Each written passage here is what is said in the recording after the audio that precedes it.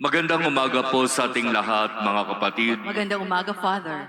Ipinagdiriwang natin ngayon ang dakilang kapistahan ng kalinis-linisang paglilihi sa mahal na Birheng Maria. Ang ating mga pagbasa ay nagbibigay linaw sa atin sa dakilang kapistahan na ito. Sa unang pagbasa mula sa aklat ng Henesis, ikinuwento sa atin kung papaanong ang unang babae ay sumuway sa kalooban ng Diyos. Napakaganda sana ng plano ng Diyos sa tao, pero kung bakit naman mas pinili nitong babaeng ito ang sumuway. Kaya naman, para mangyari at patuloy na matupad ang plano ng Diyos, siya ay nagplano na isang babae ang ipapanganak at itong babaeng ito ibang-iba sa unang babaeng nilikha. Kung ang unang babae ay sumuway, itong babaeng ito na ipapanganak ay magiging masunurin.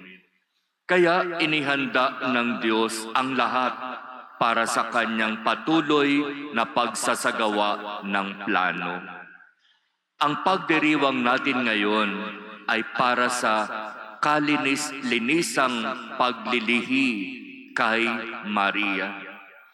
Sa simula pa lamang, naroon na si Maria sa plano ng Diyos. At ibinukod si Maria sa lahat para hindi siya magtaglay ng tinatawag na kasalanang mana dahil sa unang kasalanan ng unang tao. Hindi hinayaan ng Diyos na mabahiran ng anumang kasalanan itong si Maria, sapagkat sa kanyang sinapupunan, mananahan ang anak ng Diyos. At dahil mananahan sa kanyang sinapupunan sa loob ng 9 na buwan ang anak ng Diyos, marapat lamang na ito'y maging malinis. Kaya nga, ang pagdiriwang sa araw na ito ay pagdiriwang sa kalinis-linisang paglilihi kay Maria na ibinukod upang hindi magkasala. Sa kanyang pagsilang, siya ay binigyan ng Diyos ng maraming biyaya hanggang sa dumating ang oras na ibalita sa kanya ang napakagandang planong ito ng Diyos. At sa lahat ng ito, sa buhay ni Maria, ang matatagpuan natin ay pawang pagsunod sa kalooban ng Diyos. Namuhay siya sa kalinisan, sa kababaang loob, sa pagsunod sa gusto ng Diyos.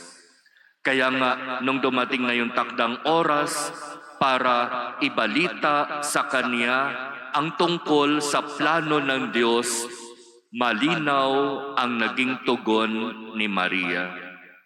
Ako'y alipin ng Panginoon, mangyari sa akin ang iyong sinabi. At sa pagkakataong iyon, siya'y napuspos ng Espiritu Santo at sa kanyang sinapupunan, nanahan ang anak ng Diyos. Kalinis-linisang Birheng Maria, babaeng pinagpala sa lahat, naging tabernakulo ng anak ng Diyos, tahanan ng anak ng Diyos.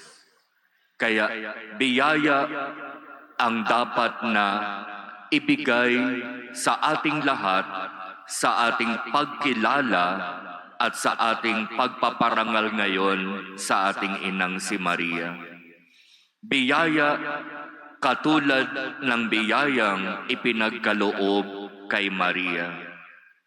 Kung tayo ipinanganak na may taglay na kasalanan, inaalis yan ng sakramento ng binyag. At katulad ni Maria, tayo rin ay tinatawag upang panindigan at isabuhay ang ating pananampalataya sa sakramento ng kumpil.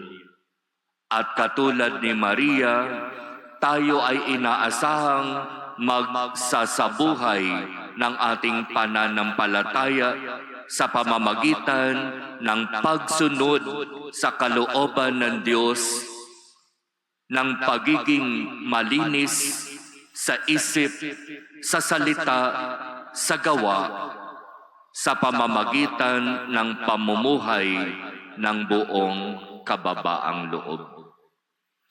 Tularan natin, mga kapatid, si Maria na ating ina sa kanyang magagandang mga katangian bilang alipin ng Panginoon. Hindi ang gusto niya ang kanyang sinunod. Ang gusto ng Diyos ang kanyang sinunod at pinairal sa kanyang buhay. Isipin nating mabuti, mga kapatid, sa buhay natin ngayon, kung sisikapin lamang nating sundin ang kalooban ng Diyos at gawin ang inaasahan niya sa atin, kaya naman, di ba? Araw ng Lunes ngayon, hindi ka naman talaga nagsisimba, pero ginusto mo na magsimba, kaya ka nandito ngayon. Kapag gugustuhin, kayang gawa ng paraan. Pero kapag hindi gusto na gawin, ang daming pwedeng dahilan. Kaya kung gugustuhin natin na sumunod sa kung ano ang gusto ng Diyos, magagawa natin. Pero kapag ayaw nating sumunod sa gusto ng Diyos, ang dami nating pwedeng idahilan. Si Maria, halimbawa, modelo ng tunay na pagsunod sa gusto ng Diyos. Talagang dapat natin siyang tularan sa kanyang halimbawa, sapagkat ang pagsunod sa gusto ng Diyos ang siyang maghahatid sa atin palapit sa Ama. Ang pagsunod sa kalooban ng Diyos ang siyang magbibigay sa atin ng mas maraming biyaya at pagpapala. Ang pagsunod sa gusto ng Diyos ang magbibigay sa atin ng tunay na kagalakan at kapayapaan. Kaya nga, nung sinunod ni Maria ang paanyaya ng Diyos, siya'y nagkaroon ng malalim at ng tunay na kagalakan sa kanyang puso. Payapa ang kanyang kalooban, sapagkat malinaw ang lahat ng kanyang ginagawa ay bilang pagsunod sa kalooban ng Diyos. Na kahit dumarating sa kanyang buhay bilang ina ni Jesus ang maraming pagsubok, ang maraming problema na hindi niya naiintindihan kung bakit nangyayari, nagpatuloy siya sa pagsunod sapagkat alam niya nangyayari ang lahat ayon sa plano ng Diyos.